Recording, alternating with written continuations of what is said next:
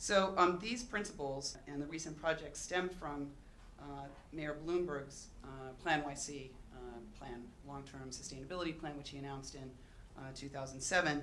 And one of the basic ideas behind that plan was that the only way to really secure the city's future growth was to improve the efficiency of the city and the quality of life in the city. And we really live in an economic environment where the best and the brightest can locate anywhere. Capital can locate anywhere.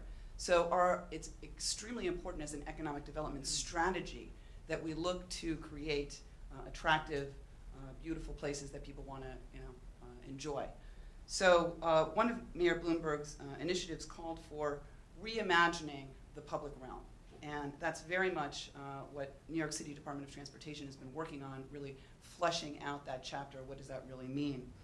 And we elaborated on those goals in our World Class Streets report, which lays out a broad public realm strategy for the entire city streetscape.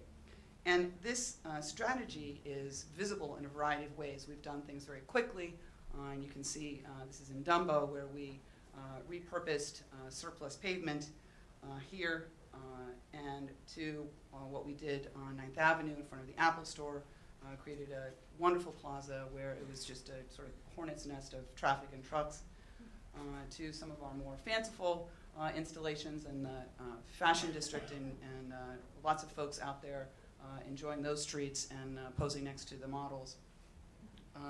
And again, creating more streets. This is downtown Pike and Allen Street in underserved parts of town.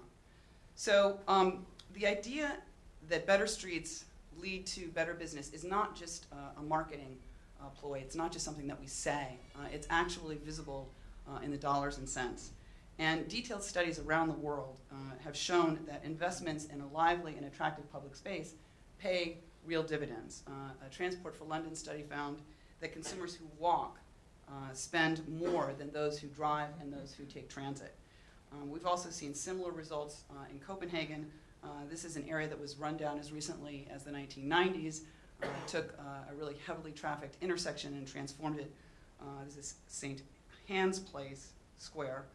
They transformed that, and the new flow of people that came from that investment provided a consistent retail base for the shops and cafes and the neighboring stores, and was a great home run.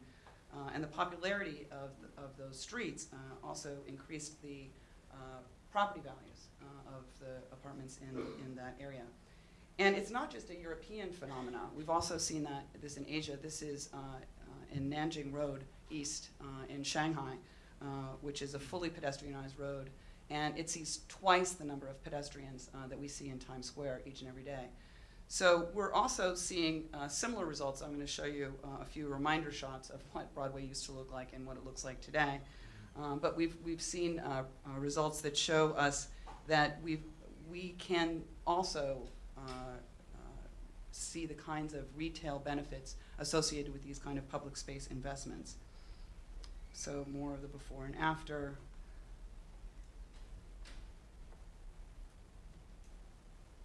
And here are some of the key outcomes.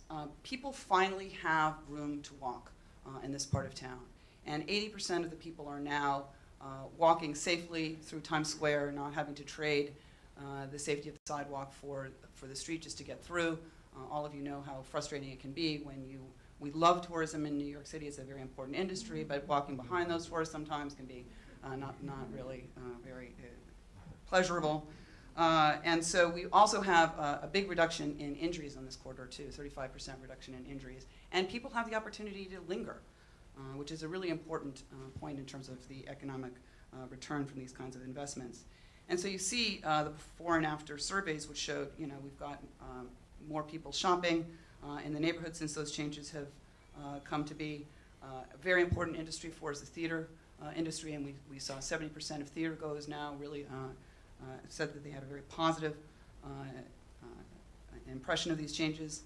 And we've also seen pedestrian volumes go up significantly, 11% in Times Square and 6% in Herald Square, as people have more time to window shop, to people watch, to grab a sandwich.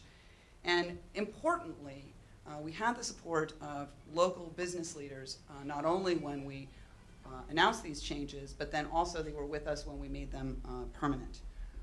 So again, it's not surprising to see that the largest increase in retail asking rents, according to the Real Estate Board report for 2010, was in the newly pedestrianized section of Times Square, 71% increase year over year. So that is a huge increase.